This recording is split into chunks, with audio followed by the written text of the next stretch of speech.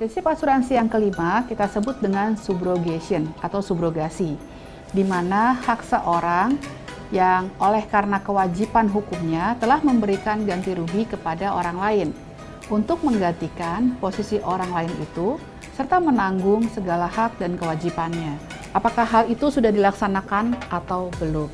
Ini berkaitan sekali dengan orang yang mengalami kerugian, lalu memberikan haknya kepada orang lain, dalam hal ini kepada asuransi. Subrogasi ini terkait dengan pasal 284 KUHD yang menyatakan bahwa seorang penanggung atau asuransi yang telah membayar kerugian atas barang yang dipertanggungkan.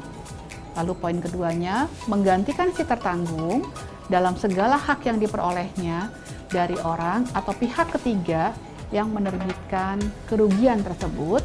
Dan poin ketiga adalah dan tertanggung bertanggung jawab untuk setiap perbuatan yang dapat merugikan hak si penanggung terhadap orang-orang ketiga itu. Nah, kenapa sih subrogasi itu harus ada?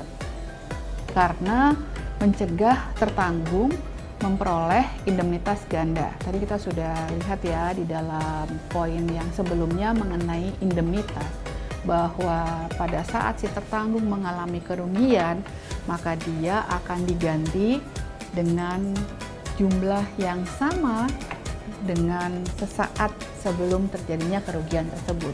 Nah, subrogasi ini harus diaplikasikan supaya indemnitas ganda tidak terjadi. Kalau sampai terjadi indemnitas ganda, berarti tertanggung ya mendapatkan keuntungan atas kerugian yang terjadi. Dan ini akan bertentangan dengan prinsip asuransi.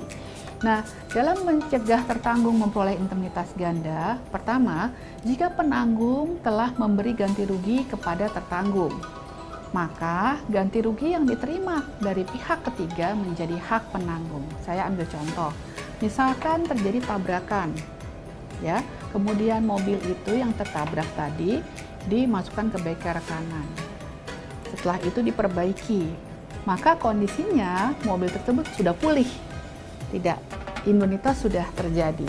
Oleh karenanya, tertanggung memberikan hak ganti ruginya kepada asuransi menjadi hak penanggung, gitu ya. Jadi haknya diberikan kepada si asuransi. Kemudian kita lihat lagi, jika sebelumnya tertanggung telah menerima ganti rugi dari pihak ketiga, maka penanggung berhak untuk menyesuaikan jumlah ganti rugi yang akan diberikannya dengan pembayaran dari pihak ketiga tersebut.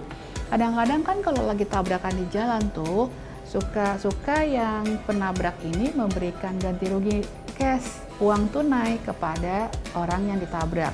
Misalkan diganti rugi seharga Rp500.000 misalnya. Lalu mobil dibawa ke bengkel, diperbaiki oleh asuransi. Tadi ada deductible, yaitu Rp300.000. Rp300-nya dibayarkan ke asuransi. Nah, tapi kan tadi dibayarkan dari yang nabrak tuh Rp500.000. Jadi ada selisih Rp200.000-nya. Oleh karena itu nanti asuransi akan membayarkan ganti rugi kepada mobil tersebut dikurangi Rp200.000-nya, gitu ya. Sekali lagi, dalam terjadinya suatu kerugian di asuransi, tidak boleh ada keuntungan. Jadi harus sama persis kondisinya dengan sesaat sebelum terjadinya kerugian. Prinsip subrogasi ini disebut juga sebagai corollary of indemnity. Artinya gini loh, hanya berlaku kalau kontrak asuransinya merupakan kontrak dari indemnitas. Jadi di mana tadi ketentuan indemnitas berjalan, maka ketentuan subrogasi juga berjalan. Jadi subrogasi ini kadang-kadang disebut sebagai anak dari indemnitas. Bila prinsip indemnitas dapat dilaksanakan, sehingga mencegah tertanggung untuk mengambil keuntungan dari adanya suatu kerugian yang dijamin oleh polis.